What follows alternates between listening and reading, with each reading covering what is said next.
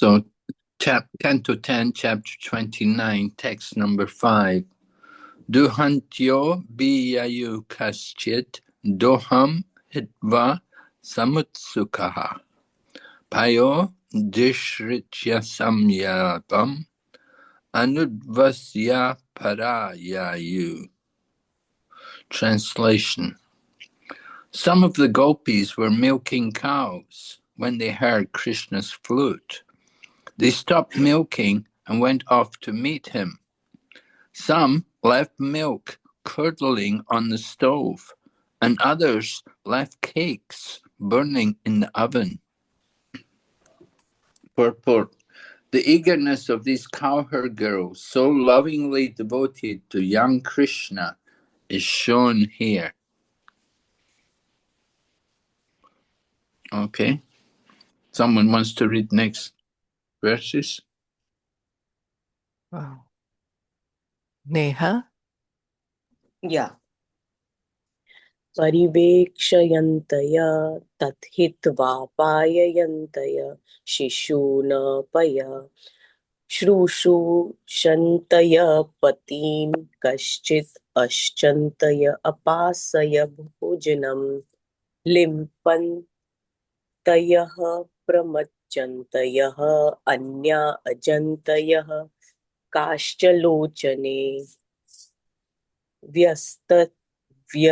व्यतस्तवस्त्र आभरणा काश्चित् Krishna अन्तिकं ययुः.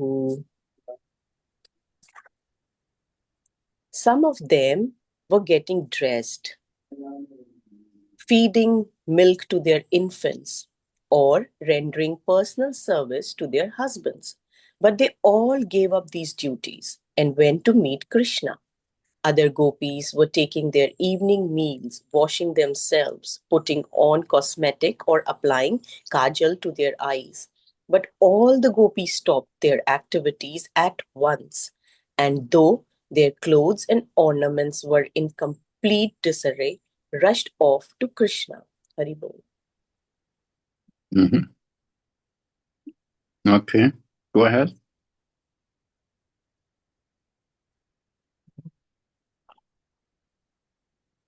Tavaryamana patibihe pitribir bhratir bandhubihe Govind aprahatatmano na nyavartanta mohitaha.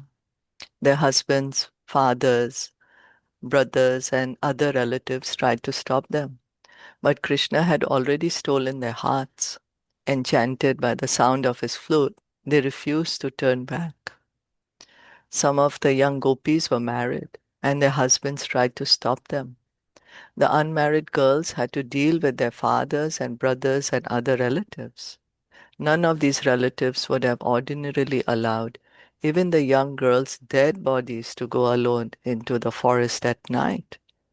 But Lord Krishna had already engaged his internal potency, and thus the entire romantic episode unfolded without interference. Mm-hmm. Yeah, go ahead. This is a very long one, Shilpaji. The purport is also very long, like 2-3 pages. Yeah, Hare Krishna. अंतर्गृह गता काश्चित् गोप्यो लब्ध विनिगमाः कृष्णं तत्पावना युक्ता दद्युर्मिलितलोचनाः. Some of the gopis, however, could not manage to get out of their houses, and instead they remained home with eyes closed, meditating upon him in pure love. Throughout the 10th canto, Srila Vishwanath Chakravarti Thakur gives elaborate poetic commentaries on Lord Krishna's pastimes. It is not always possible to include these extensive descriptions, but we will quote in its entirety his comments on this verse. It is our sincere recommendation to the learned Vaishnava community that a qualified devotee of the Lord the entire commentary of Srila Vishwanath Chakravarti on the 10th canto as a separate book, which will undoubtedly be appreciated by devotees and non-devotees alike. The Acharya's comments on this verse are as follows. In this context, we will make our analysis according to the method described in Srila Rupa Goswami, Ujjvala Neelamani. There are two categories of gopis, the eternally perfect, the Nitya Siddhas, and those who have become perfect by practicing Bhakti Yoga, the Sadhana Siddhas. The sadhana siddhas are of two categories, those who belong to special groups and those who do not. And there are also two classes of the gopis belonging to special groups, namely the Shruti-charis, who come from the group of the personified Vedas, and the Rishi-charis, who come from the group of sages who saw Lord Ramachandra in the Dandakaranya forest. Maybe somebody else want to follow? Can read? Yeah, I can read. Thank you, Hare Krishna. The same fourfold categorization of the gopis is given in the Padma Purana. Gopyastu Shrutayogenya Rishija Gopakanyakaha Devakanyascha Rajendra Na Manushyaha Kathanachana. It is understood that some of the gopis are personified Vedic literatures, while others are reborn sages, daughters of cowherds or demigod maidens. But by no means, my dear king, are any of them ordinary humans. Here we are informed that although the gopis appear to be human cowherd girls, they actually were not. Thus, the contention that they are mortals is refuted. The daughters of cowherds referred to here as Gopakanyas must be eternally perfect, since we never hear of them having executed any sadhana. Their apparent sadhana of worshipping goddess Katyayani in the role of gopis merely manifests their manner of playing like human beings, and the Bhagavatam narrates the account of this worship only to show how they had fully taken on the role of cowherd girls. That the Gopakanya gopis are actually Nitya Siddhas, eternally perfect devotees of the Lord, is established by a statement in Brahma Samhita 5.37. Ananda Chinmaya Rasa Pratibhavita Bhihi, which proves that they are the Lord's spiritual pleasure potency. Similarly, we have the words of the Gautamiya Tantra, Ladini ya Mahashaktihi. Further corroboration of their eternal perfection is that these gopis, being co-eternal with Lord Krishna, their lover, are mentioned along with him in the 18-syllable mantra, the 10-syllable mantra, and others. Also, that the worship of these mantras and also the Shrutis that present them have been in existence since beginningless time. Anybody else wants to read? Hare Krishna. The Devakanyas, daughters of the demigods, who are mentioned in this verse beginning Sambhavat Tvavamarashtriyaha, are explained in the Sri Ujjvala Nilamani as partial expansions of the gopis who are eternally perfect. The Shruti-chari Gopis, the personified Vedas, or sadhana siddhas, is understood from the following words of theirs, quoted in the Brihad Vamana Purana. Kandarpa koti lavanye tvai driste mana amsina kamini bhavam asadya smara shubhanya samshayaha yata twau loka vasinya kama tadvena gopika bhajanti ramanam matva chikirsa janinastata. Since we have seen your face, which possesses the beauty of millions of cupids, our minds have become lusty after you, like those of young girls, and we have forgotten all other allurements. We have developed the desire to act toward you as do the Gopis who dwell on your transcendental planet, and who manifest the nature of Cupid by worshipping you with the idea that you are their paramour. The Rishi-chari Gopis are also sadhana siddha, as stated in Ujjvala Nilamani. Gopalopasaka purvam aprapta bishta siddhaye. Previously, they were all Maharishis living in the Dandaka forest. We find evidence for this in the Padma Purana, Uttarakhanda. Drisva Ramam Harim Tatra Bhoktam Aichan Suvigraham Te Sa Ve Stridvam Apanaha Samudbhutas Gokule Harim Samprapya Kamena Tato Mukta Bhavarnavat. This verse says that upon seeing Lord Ramachandra, the sages in the Dandaka forest desired to enjoy Lord Hari, Krishna. In other words, the sight of Lord Rama's beauty reminded them of Lord Hari, Gopala, their personal object of worship, and they then wanted to enjoy with him.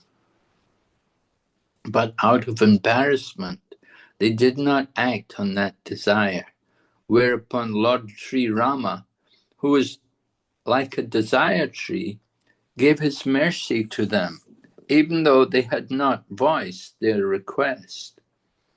Thus their desire was fulfilled, as stated by the words beginning Te Sarve. By means of their lusty attraction, they became freed from the ocean of material existence, the cycle of birth and death, and coincidentally, they got the association of Hari in conjugal love. In the present verse of the Bhagavatam, we understand that it was the Gopis who had children who were kept forcibly at home. This fact is clear from verses yet to come. Matara pitara putra. Yat pati apatye apachasuridam anuvrita anga. And pati sutanvaya bhratribandavan. In his comments on the 10th canto, Srila Kavikarna Purna Goswami mentions this fact. Without trying to repeat all his thoughts on this verse, we will give the gist of his purport. Upon seeing the personal form of Lord Sri Ramachandra, the sages, who were worshippers of Lord Gopala, immediately became elevated to the mature platform of spontaneous devotion, automatically reaching the stages of firm faith, attraction, and attachment. But they had not yet completely freed themselves of all material contamination. Therefore, Sri Yoga Maya Devi arranged for them to take birth from the wombs of Gopis and become cowherd girls. By associating with the eternally perfect Gopis, some of these new Gopis fully manifested Purvarag, loving attraction for Krishna, as soon as they reach puberty. This kind of attraction develops even before one meets the beloved. When these new Gopis got the direct audience of Krishna and physically associated with him, all their remaining contamination became burned up, and they achieved the advanced stages of prema, sneha, and so on. Even though they were in the company of their cowherd husbands, by the power of Yoga Maya, the Gopis remained unsullied by sexual contact with them. Rather, they were situated in purely spiritual bodies that Krishna enjoyed. On the night they heard the sound of Krishna's flute, their husbands tried to stop them. But by the merciful assistance of Yoga Maya, the sadhana siddha gopis were able to go forth to their beloved, together with the nitya siddha gopis. Other gopis, however, because of not getting the good fortune of associating with the nitya siddha gopis and other advanced gopis, had not achieved the stage of prema, and so their contamination was not completely burned away. They entered the company of their cowherd husbands, and after sexual union with them, gave birth to children. But a short time later, even these gopis developed their purvarag by hankering intensely for the physical association of Krishna, a hankering they acquired by associating with the advanced gopis. Becoming worthy recipients of the mercy of the perfected gopis, they assumed transcendental bodies fit to be enjoyed by Krishna. And when Yoga Maya failed to help them overcome their husbands' attempts to keep them from going out, they felt themselves cast into the worst calamity. Viewing their husbands, brothers, fathers, and other family members as enemies, they came close to dying. Just as other women might remember their mothers or other relatives at the time of death, these gopis remembered the sole friend of their very life, Krishna, as stated in the present verse of the Bhagavatam, beginning with the word anta. It is implied that those ladies who were not able to exit because they were held back by their husbands, who were standing before them with sticks in their hands, scolding them. Although these gopis were perpetually absorbed in love for Krishna, at that particular time they meditated upon him and cried out within, "Alas, alas, O only friend of our life, O ocean of the artistic skills of Vrindavan forest, please let us become your girlfriends in some future life, because at this time we cannot see your lotus-like face with our eyes. So be it, we shall look upon you with our mind." Each of them lamenting to herself in this way, the gopis stood with their eyes shut and meditated deeply upon him. Wow. Yeah, very powerful. So much of yearning. Huh? So much of yearning, right? Yeah, really. Yeah.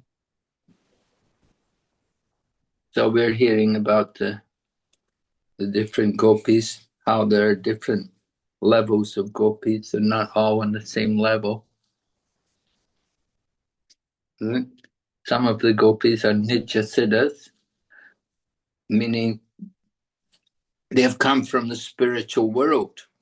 They've come with Lord Krishna to take part in his pastimes here. And then other gopis are sadhana-siddha. They're become perfect in this world by doing sadhana. And among the sadhana-siddha gopis, there are the Shruticharas, who are the personified Vedas, and there's also the Rishi, what, how are they called? Rishi Siddhas? Rishicharis. Rishicharis, okay, Rishicharis. The sages from Dandaka forest, Dandakaranya forest. Right? We mentioned this the other day about the different sages and different gopis.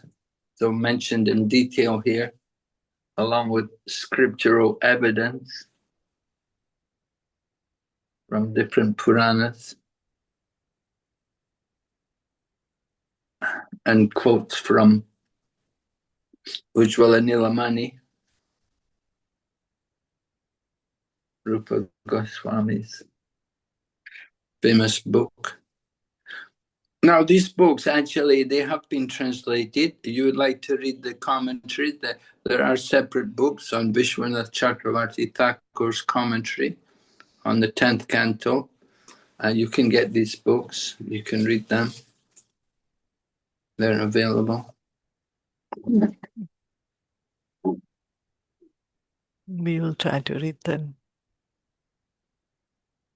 Yeah, I have them in Mayapur. Ah, they also now they've translated in English. Oh, yeah. Oh, wonderful. So they're available. Anyway, Nitya-siddhas, sadhana-siddhas, two categories, Shruticharas and Rishicharis. So these different gopis are all mentioned. And we're told about how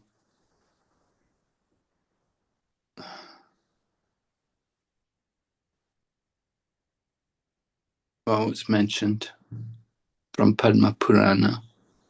Some of the gopis are personified Vedic literature. Others are reborn sages. Some are daughters of cowherds or demigod maidens.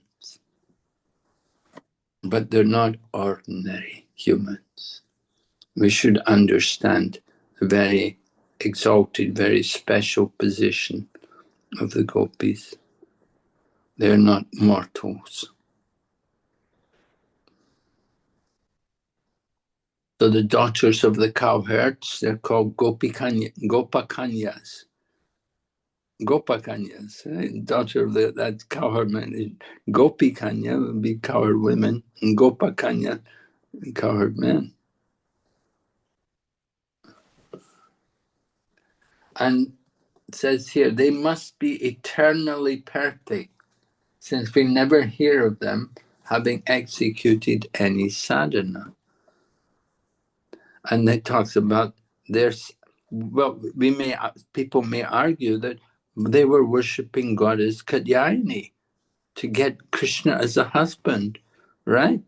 Right after Kartik, at the end of Kartik, then right after Kartik, then they begin Katyayana Puja. That's the time of the year. And it's winter at that time. By the end of Kartik, it's already become chilly. But the gopis, they perform the Katyayana Vrat at that time. And part of the Katyayana Vrat, they go to the Yamuna and they take bath there in the Yamuna in the very early morning. It was very cold. It's a great austerity, freezing cold.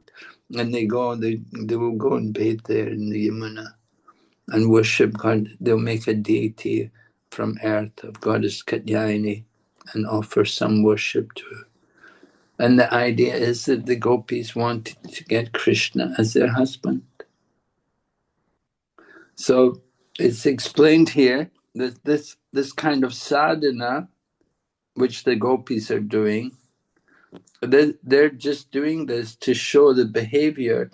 They're playing like human beings.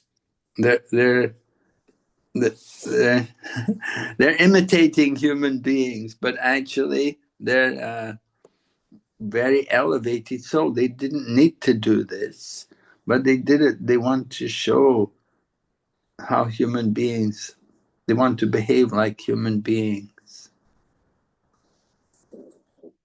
So it's something to be understood. They're taking on the role of cowherd girls, but actually they're eternally liberated souls. They're nitya siddhas. They're eternally perfect. So they didn't have to worship Goddess Caitani, but they did it because they want to be like human, just like Lord Ramachandra. Lord Ramachandra is the Supreme Lord, but he was playing the part of a human being. And therefore he built a road to go to Lanka. He was playing the part of a human being. So here also Gopi Kanyas, they're worshipping Katyayani. And then the purport, it quotes a verse from Brahma Samhita, and we're told that from this verse in the Brahma Samhita, we understand how these Nitya Siddha devotees are the Lord's spiritual energy. They're not ordinary mortals. They're actually the Lord's spiritual pleasure potency.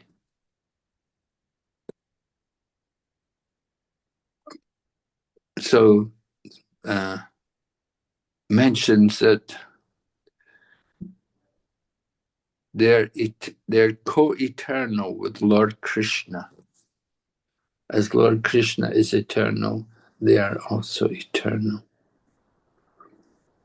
And they're mentioned with him in the different mantras. There's the 18-syllable mantra, the 10-syllable mantra.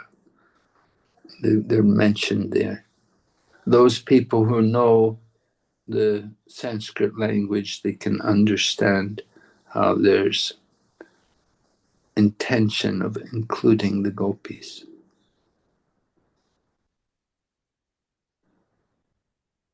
It said also the Shrutis that present them have been in existence since beginningless time.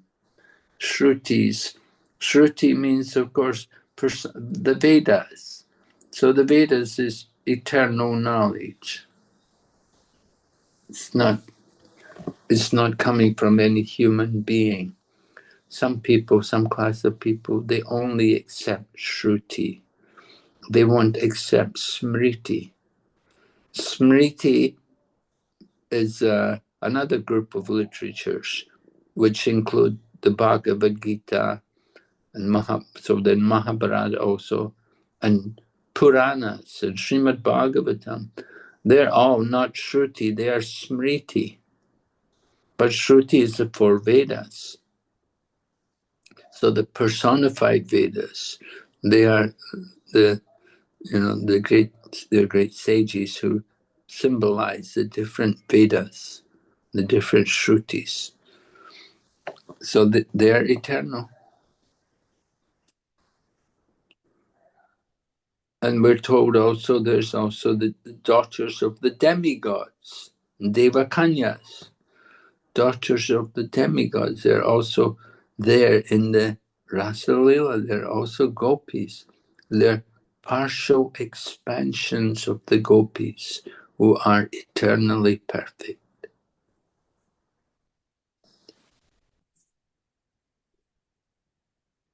The Shruti Charanas, Shruti Chara gopis are sadhana siddha. That they were not perfect, but they became perfect by doing sadhana. And then this is quoted.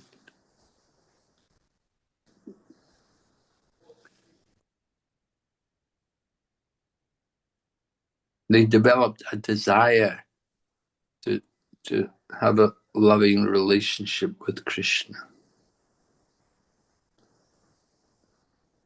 So that they did sadhana to achieve that.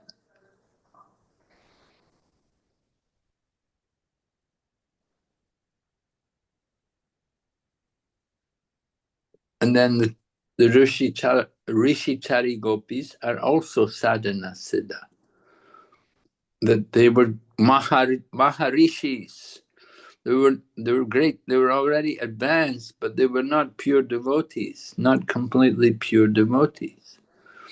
So they were, even though they were Maharishis, they took birth in the family of the cowherd people. They took birth as Gopis, so that they could make further advancement and enjoy loving relationship.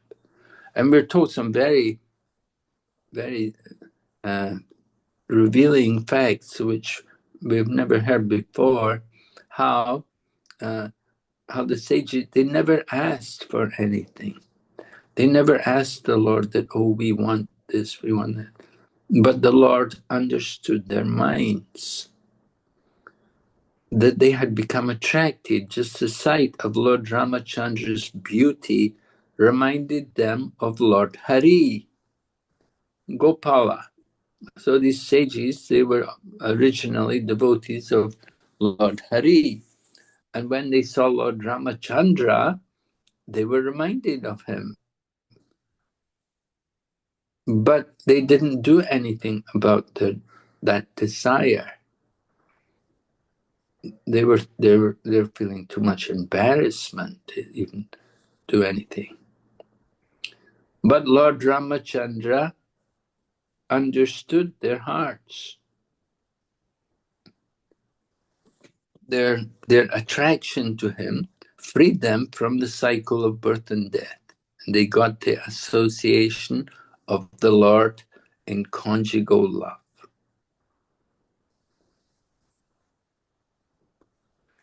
And then there's more discussion about the gopis who had children. And they were kept by force at home. Their husbands would not allow them to go. Their husbands guarded the door with sticks. So Kavi Karnapurna, one of the great devotees in the line of Lord connected with Lord Chaitanya Mahaprabhu, he's discussed about this, and his purport, the main points from his purport are given to us. So it's described that when the sages saw the form of Lord Ramachandra, the sages were all worshippers of Lord Gopal, and they naturally became attracted to Lord Ramachandra.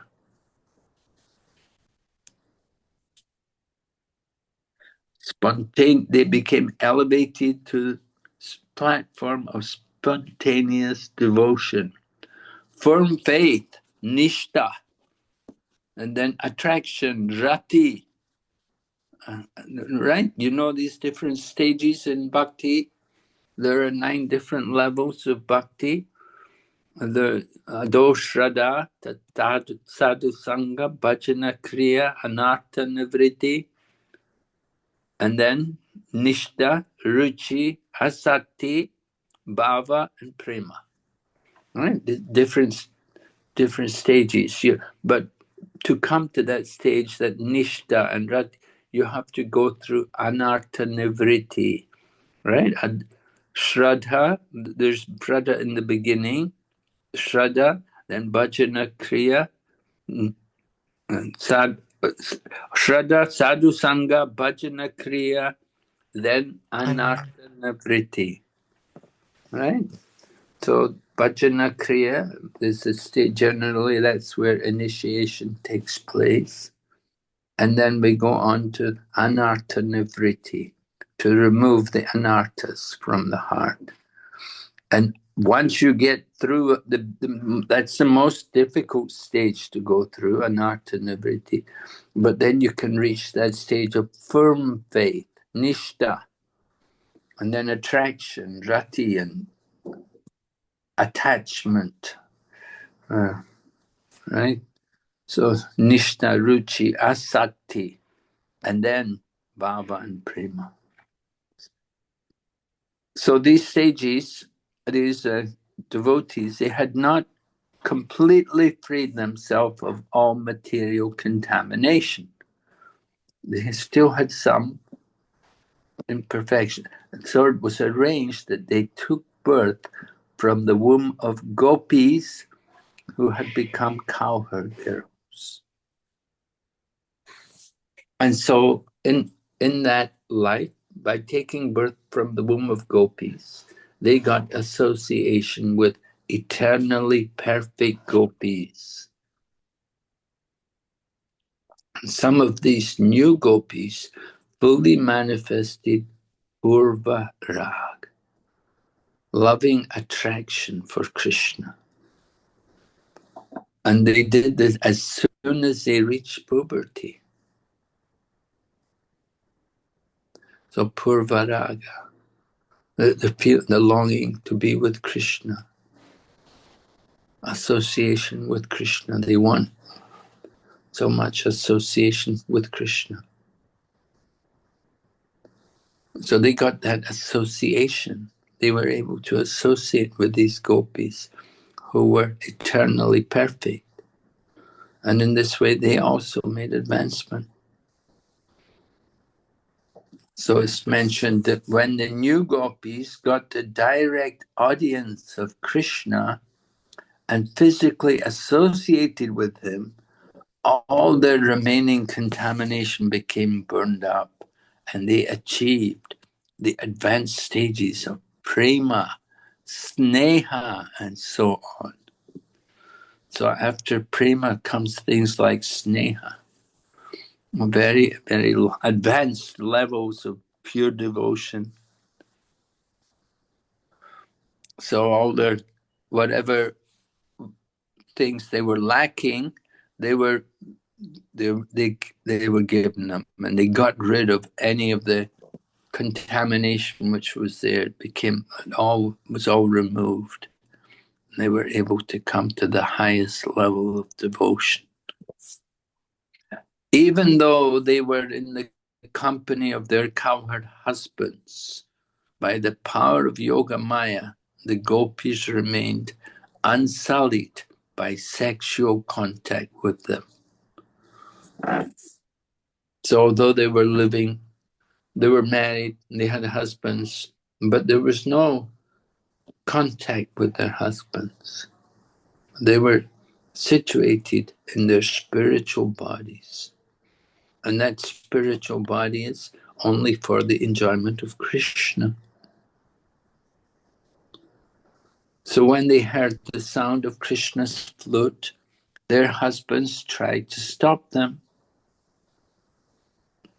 And Yogamaya arranges that the sadhana siddha gopis were able to go to their beloveds, along with the nitya siddha gopis. But not all gopis. Other gopis, because of not getting the good fortune of associating with the nitya siddha gopis, they had not achieved the stage of prema. So their contamination was not completely removed. They still had some things in their heart. So these gopis, they entered the company of their cowherd husbands, and they had sexual union with them and gave birth to children. But a little while later, even these gopis developed their purvaraga by hankering intensely for the association of Krishna. And we're told that hankering developed by associating with the advanced gopis. So you can see how important association is, particularly in the higher stages of devotion. So being worthy recipients of the mercy of the perfected gopis, they assume transcendental bodies fit to be enjoyed by Krishna. So those gopis who they still had some contamination, it was removed, and then with the removal of the contamination, and by the mercy of these very advanced gopis, their bodies became transcendental, became spiritual.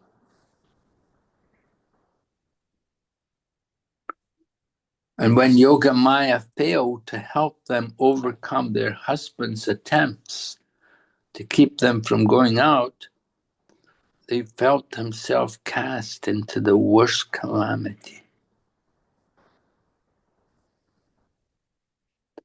They were almost dying, giving up their life, that they were being kept away from Krishna.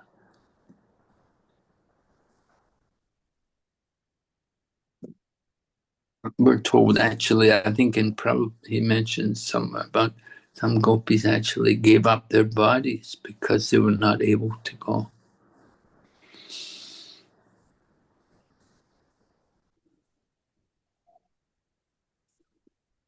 So those ladies who were not able to exit because of their husbands, these gopis, although they were absorbed in love for Krishna, at that time they meditated upon him. And we're told about how they cried, how they meditated, and how they cried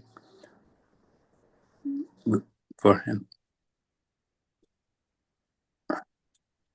They're praying, please let us become your girlfriends in some future life, because at this time we cannot see your lotus face. So each of these ladies lamented in her own way. They're meditating deeply upon Lord Krishna. So very interesting to hear about these different gopis. When, the ones who had children, that they were not so advanced, so that's how they got children. But then they became advanced, and they did develop transcendental bodies. Because although they were not completely pure, they were still advanced. They were still advanced. They were not on the level of the Nitya-Siddhas, but they had a desire to become perfect and to love Krishna. They were very devoted, very attracted to Lord Krishna.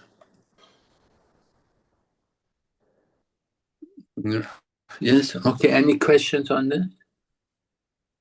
A very important verse. Anything? Sopa, will we stop here?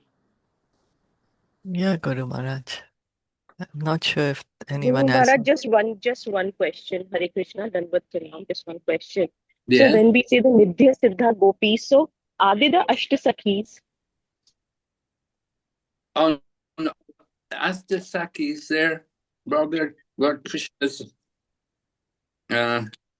associate. They're Nitya-Siddhas, of course, they're eternally perfect gopis.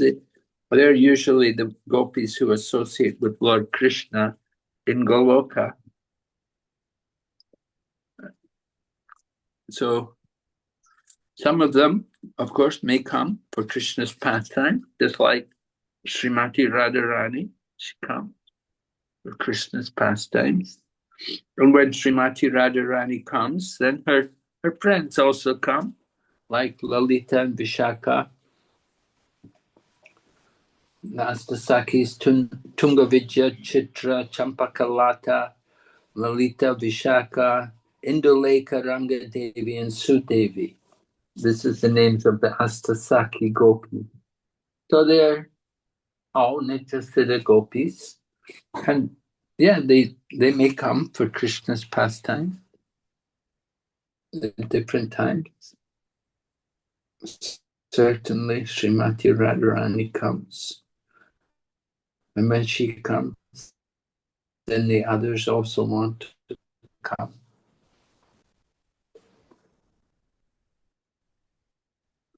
Hare Krishna. Thank you very much. So Guru Maharaj, so just going further on this, so there are other Nitya Siddha Gopis other than these Ashtasakis too, right?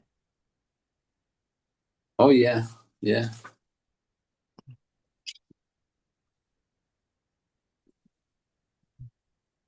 But the Astasakis, they're like the principal Gopis.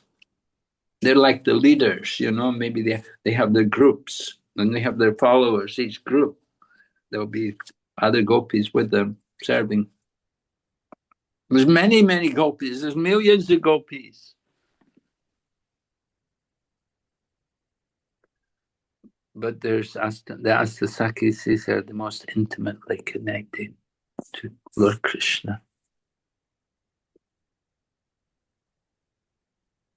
Okay.